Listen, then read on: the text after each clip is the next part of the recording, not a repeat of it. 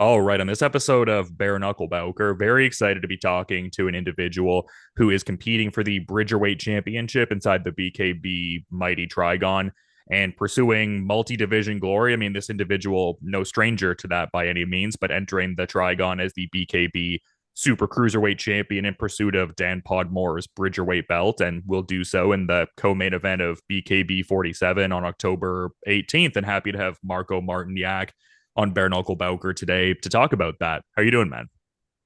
I'm very good. Thank you for inviting me, and cheers to you and to your all of your viewers. Yeah, no, big shout out in that regard, man. Thank you. I mean, always great to have you on the platform. And kind of like I said in the intro, no stranger to multi division BKB glory, being that you've held super middleweight, light heavyweight, and cruiserweight gold before. So many Police Gazette accolades. Like, what would capturing this bridgerweight title mean to you if you get your ideal outcome on October 18th coming up? First of all, I will just get my what is mine because this is the first time after many years I fight on my regular weight because in my full training camp I'm like 250, 200, 220 pounds, so I have to cut much of the weight. And as a former cruiserweight champion, now that is bridgerweight, nobody didn't defeat me to take my title. They took it because I was inactive. I was in prison. So when Podmore started, he was a fish, and I was back then already a champion. Had two title defense, and I just coming to take what is rightfully mine. And it's interesting because I've seen a quote going around today where you're, I guess, kind of, putting Podmore on blast a little bit, where you said you overestimate yourself a lot and you underestimate me a lot. You forgot where your place is, and I will gladly return you to where you belong. Like, what do you, I guess, mean by that? I mean, it seems like you're talking in the sense of you're going to capture that belt, and you talked about your timeline with the division and the championship, but it seems like that quote's been going around a little bit there and whatnot. Yeah, this is because he said that I don't know what is pain, that he's gonna hurt me, that he's gonna knock me out, and he will not. It's gonna be a very quick fight and very short night for him in for me in the office. So I don't respect the guy. I respect him as a multiple division champion, as a heavyweight and bridgerweight, now a former cruiserweight. But there are levels in this game, and I will prove that. And made a statement October 18th. And we were talking before the recording got going, and there was reference. I was talking about it being a big fight, I guess, from my perspective as a person who covers the sport, but you're talking about it as like just another day at the office in a sense. Like, just that just speak to like your fight by fight kind of viewpoint on the matter? Because I would think if you get your ideal outcome, it would be a strong name to have on the resume and everything like that. Like, I guess, how are you looking at this fight in terms of that kind of sense, being that it's like a champ versus champ fight and all? I think this is the biggest fight this year is it's champ versus champ, and it's embarrassment for our organization that we are not headlining that event. They put another pair to be the main event, and me and Podmore agree on that. We are in contact on private messages. There is no bad blood between me and him, but on the fight night, there is no friendship. There is no be polite no more. So it's gonna be hostile territory for me and for him, and I am looking forward to that fight. It's interesting you say that because I spoke to Dan Podmore the other day, and I just recently, as of like an hour or so ago, dropped the interview and everything like that. And he did also very much share that sentiment and expressed it on my show, just talking about how this Paulie Malignaggi versus Tyler-Goodjohn fight kind of rubs him a certain way, just being that this is a champ versus champ fight and is in the co-main event. And it seems like you very much feel the same way as you kind of touched on. Yeah, yeah, but we don't make the rules. We are here to follow them, and me and Dan gonna do our job. Main event, co-main event, first fight of the event. But yeah, we agree on that, both of us, that this is really embarrassment for. It's like they don't appreciate us like they should have. And I mean, I wasn't really even intending to ask it like this, but I guess just based on the phrasing you gave there, like, do you think Podmore is kind of in that same context anyway? I mean, I feel like you're, looked at as someone who has a massive resume and understandably so, but I think Podmore is a guy who has a deep resume, but in a way kind of flies under the radar to a certain extent. Like, do you kind of share that characterization as well? If he beat me, he will get recognition that he want. But if you see his resume, his opponents, everything's gonna be clear on that. The guy who he beat. I will not talk about names, but I demolished him on the sparring sessions. He was here in Croatia. Every day he got more bruised. So and his resume isn't so big like mine. I fought really dangerous opponents in Jarome Hatch, Kevin Greenwood, but you have to be smart for this kind of sport. It's not just you can. It's not just that you have to hit somebody in the face. You have to be very smart to not break your hands. And his two losses, he lost against Richie League. It was heavyweight championship, and I respect Richie, but they are not on the level like I am. Kind of interesting you say that because he made a cursory mention of Emil Markic, who he retained his bridgerweight title against last time out at BKB 40, and mentioned that he had noticed, I guess, that Markic had beat you in the amateurs, and he said he wasn't really like putting like a lot of stock into that per se, but he did mention it all the same. So, what do you, I guess, think about that? Like, do you think he's like factoring that into the equation heading into this fight, perhaps a little too much, or Dan talked about it that Emil beat me. Or who did say that? Podmore mentioned that in the interview. He'd said Yeah, he'd yeah, heard that, yeah, yeah. yeah, yeah. Emil beat me as amateurs. I was 17 years old and Emil was 27, 26, 27. I had 7 or 8 amateur fights and Emil had 150. So that is a big difference in the levels. So what are we talking about? It's like you put the guy with 200 fights and a guy who doesn't have fights. That is a ridiculous statement. And I talked to Emil. Emil is my good friend, and he said that he underestimated Podmore, but they all have problems, and I will expose that problems in on a for an hour fight night.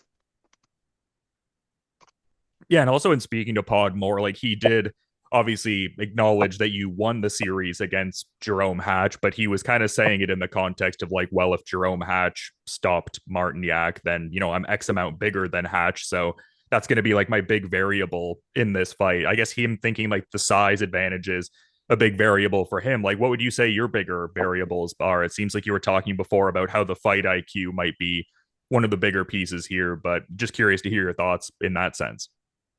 Everybody knows that my brother Jerome beat me on a lucky punch. So listen, I watched sparrings of Podmore. He put some sparring 1 year ago, and if he go in like in throw hands on sparring session with big gloves, he will get knocked out because last week I I knocked out the guy with 18 O's gloves. So it isn't the first time. I didn't go on my vacation this summer with my family. I spent all summer after fight with Morris. I returned to the gym 3 days later, and we all summer we did the strength and conditioning. So he isn't aware what I'm bringing in that fight from speed, from explosiveness, fight IQ, and now strength. So if he think that Jerome beat me, okay, he can live with that. He couldn't knock out Emil who was like 93, 94 kilos. And Podmore cut from like 107, 108 kilos. So what are we talking about? What power?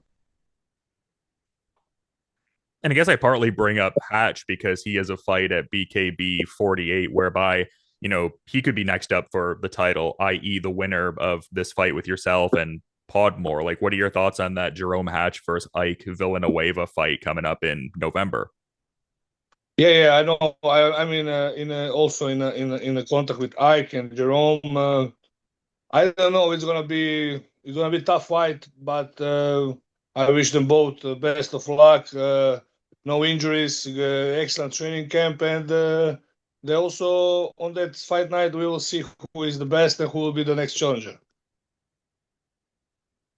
Yeah, it's just such a great fight and such an intriguing, weight category and stuff like that. And it's just cool to see where the promotion is at nowadays. Just the scale of everything just seems like it keeps growing event to event. And that must be cool for you as someone who has been on that anecdotal journey where you fought on the first BKB event. So it must be really cool for you to see all of this as you're on your own journey.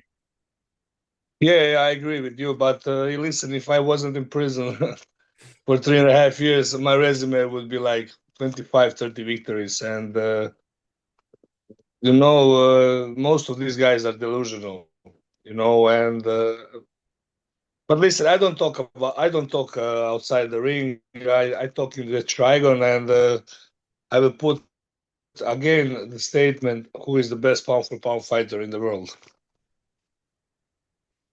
Does something about that prison stint, just like that time away from getting to compete in the ring and not getting to build on that legacy, does it give you a certain sense of urgency in a way to, keep building on this legacy the way that you have? Like, you obviously have a massive resume, but does that time that you spent away from the ring embolden a certain extra sense of fire or something to kind of pursue deepening that already deep resume, if that makes sense? Yeah, I just want my legacy to grow more, more, more, and little more. Yeah, absolutely. And I feel like this fight could certainly, pay dividends in that kind of regard. But I'd be curious to get your thoughts on this because I saw a rumor floating around for a bit about yourself and Vlasto Seppo having a bare knuckle fight, but it didn't seem like that really panned out per se. Can you, I guess, touch on maybe how legitimate or illegitimate those rumors were? Because I saw that floating around for a little bit. About who? I didn't get you. I didn't Veloc because his name's Vlasto Seppo. He's known as like an octagon MMA Vlasto athlete. Yeah. Chepo, Vlasto Chepo, Vlasto is good guy, and he's a real warrior, and he's a great guy, samurai, and maybe next year we're gonna share the octagon, but not in BKB rules, but in extreme boxing rules with MMA gloves. So Vlasto is a good guy, and I wish him also all the best in the world, in career and in a personal life. We are in contact. He was here in Zagreb 2 weeks ago, but we couldn't see each other because he was another part of the town. And if he stayed a little longer, he would come to the gym, maybe make some sparring sessions with me. But big respect for Vlasto, and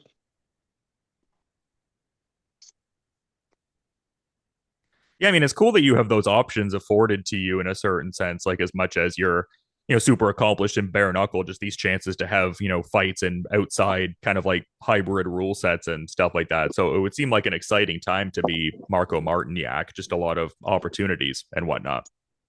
yeah, but I have to thank you, BKB, for that because BKB was platform where I built myself to the fighter I am today. So everybody wants to have me on their rooster.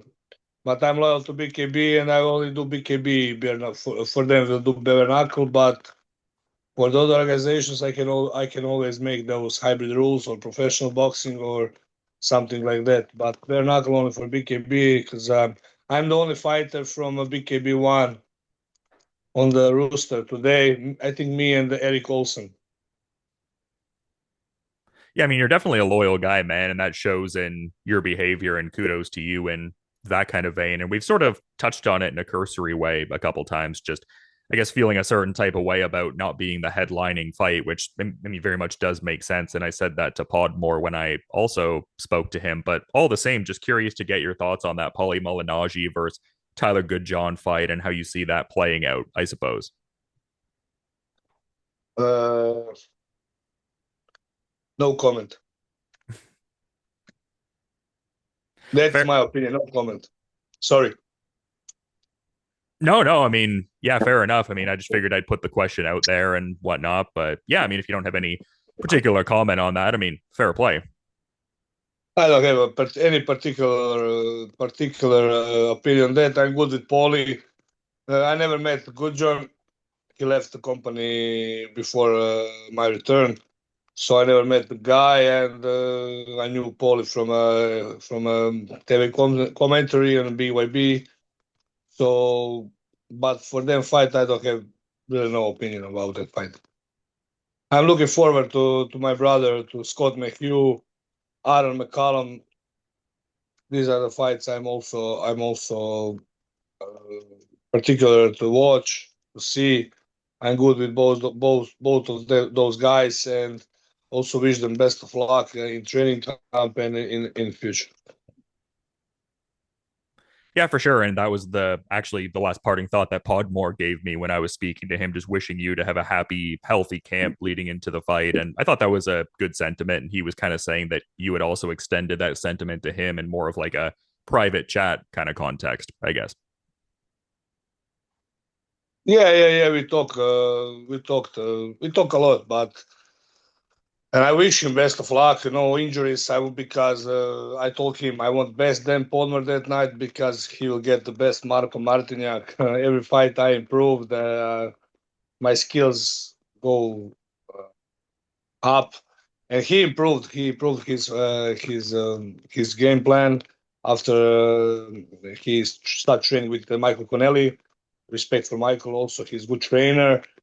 But on that night, it's going to be only one winner. There's going to be me.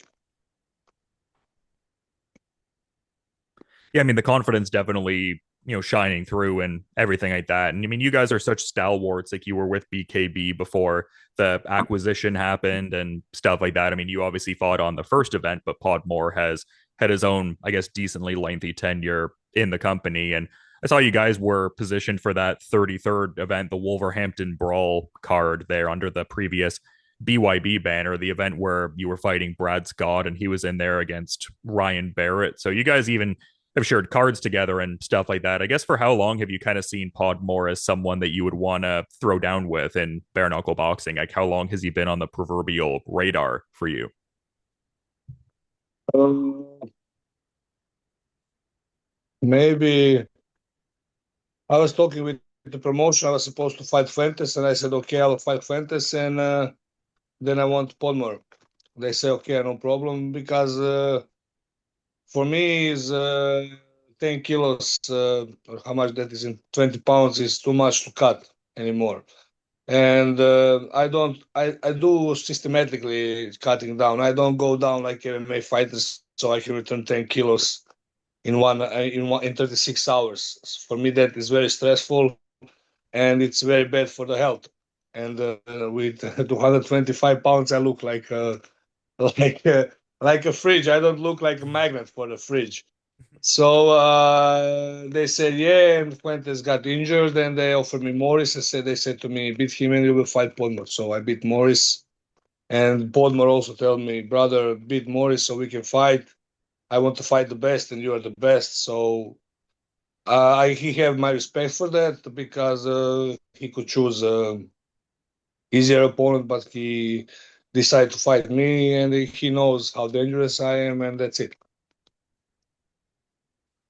And I remember around the time that, the former BYB Extreme acquired BKB, this was around when the crossover cards were happening. I remember Jim Freeman spoke to Bare Knuckle News and said he would be keen on seeing you fight, Gustavo Trujillo. And I guess I bring that up to get your thoughts on Gustavo's fight coming up at BKB 48, where he fights another former BKB heavyweight champion and Tony Johnson Jr. Do you have any thoughts on that heavyweight title fight in November? Uh, Tony Johnson, I don't know where he was a BKB heavyweight champion. but he beat him, I think so, in TLC Pro, if I'm right. And I'm looking forward to that fight. Gustavo is a small heavyweight. He is tall, but he is like 230 pounds. So if promotion wants, we will face each other maybe somewhere next year. But I think the Cuban fighters are privileged and secured because they only fight in America and because they can get visa. Can get. That is my opinion, but we shall see after my first. I don't go so far in the future in nowhere, but first is Podmore, then we'll see what's gonna be next for me. Well, yeah, and you mentioned Jordan Fuentes. I mean, he has a fight coming up on that BKB 48 event as well. So, yeah, I guess depending on, what shakes out with that, you would seem to have a multitude of options depending on what happens with that Julian Fernandez fight. Like, obviously, you're very focused on Podmore, but it would seem like if you get your ideal outcome there, you have a few options after the fact.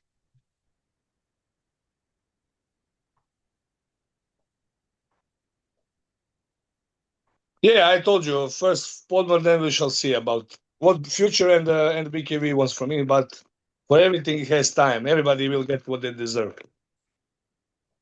Yeah, no, well said, man. And it's always great getting to chop it up with you and have you on Bare Knuckle Bowker. But in being mindful of your time and schedule, Marco, I figured I'd put it out to you to see if you maybe had a final parting thought you wanted to add as we're wrapping up here, man. For the fans all around the world, join October 18. Great card, champ was champ. So it's gonna be fun to watch.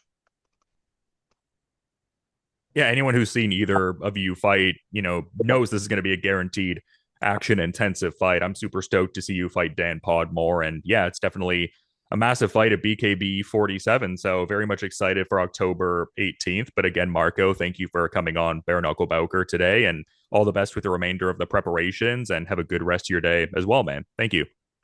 Thank you, Dylan, and see you next time.